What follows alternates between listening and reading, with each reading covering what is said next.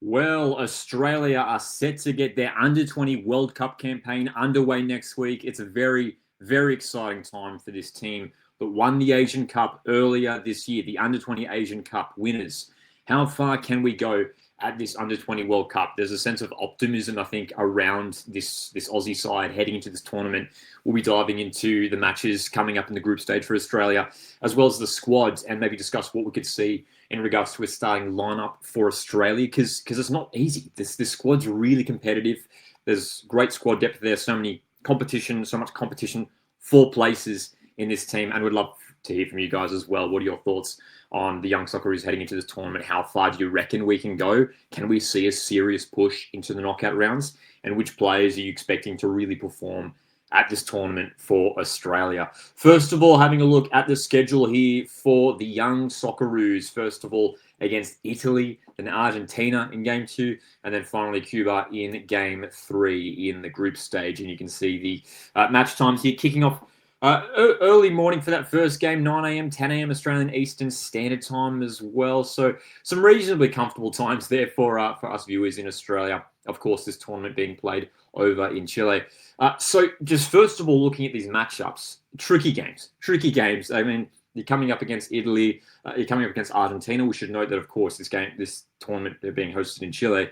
Argentina, just next door neighbors of Chile as well. So they could potentially have a big, crowd supporting them there for that game as well. Cuba as well. I mean, that will be a fascinating test for Australia also.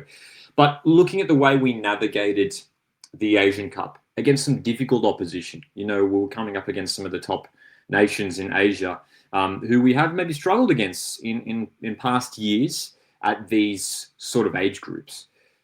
I'm optimistic that we are capable of getting out of this group. Now, it should be noted as well, the top 2 from the group go through, but also I believe it's like the top 4 third-placed teams can go through as well. So there is a decent chance that we can make it out of this group. In terms of where we get our points, though, I mean, Italy, I think maybe if we can kick off with a draw against Italy, I think that would be a decent result to take. Argentina will be the tricky one, I think, as well. Again, considering that, they're sort of in their home continent there in South America. That might be a tricky one for Australia. Cuba, maybe we could see as a winnable game, but it'd be very curious to see what Cuba offer in that game as well. So, look, if Australia can achieve 4 points, I think that would be decent in the end. Look, not doubting the quality of the squad that we're going to talk about in just a moment. We're certainly capable of, I think, defeating all these sides on that day.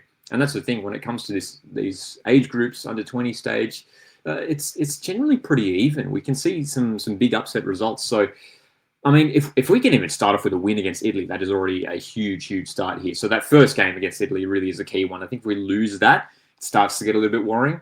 But even just a draw, I think we'll take a point just from that first game. I don't know about you guys, but yeah. Let's talk about the squad now, though, because there is a lot to be excited about when you look at this team that Australia have named for this tournament. Now, this squad that you're seeing here will be reduced to 21 players from 23. So 2 players will, unfortunately, for them, be missing out on the squad. And it's tricky. It's not quite clear which players would miss out because, again, this squad is looking so competitive, so strong at the moment, so much depth. And again, thinking about that starting 11, honestly, you could field 2 different teams and they feel just as strong as each other, which is a good position for Australia to be in, of course. Goalkeepers, we've got Graskowski there, Stephen Hall, Alexander Robertson as well. Graskowski from Melbourne Victory, Robinson from Macarthur FC, Stephen Hall currently over in the UK. And I think Stephen Hall probably will be that starting goalkeeper for Australia. He started a lot of the games in the Asian Cup from memory. So I think he will probably get the nod there at the start. The defenders, I mean, defense is arguably our strongest area of the park. I mean, you look at the options there, and it's really tricky to pick a starting back 4 if it is indeed. Probably will be a back 4 that Australia play. Liam Bonatic, Esposito, Harrington is there, Josh and Sarah, Kikianis, another solid centre-back option. Lizalewski, James Overy as well, youngster at Manchester United, being named in the squad. That's big for Australia. And Fabian Taladera in the squad as well. So you've got basically 2 players for each sort of position in that back 4. I mean, Esposito will probably get the nod at centre-back. He was good in the Asian Cup earlier last year.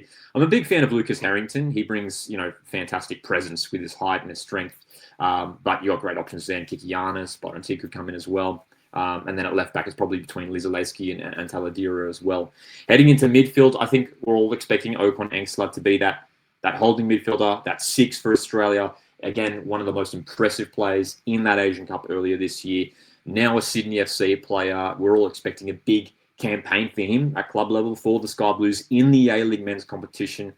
He will be so important for Australia in this tournament. And, you know, for him anchoring that midfield, allowing the other midfielders who are maybe a bit more attacking, you know, allowing them the space and the room to flourish. And those attacking midfielders are the likes of, you know, Jalen Pam and Alex Badalado, who, you know, best abilities are, you know, they're best utilised when going forward, when they don't have to do that much defending.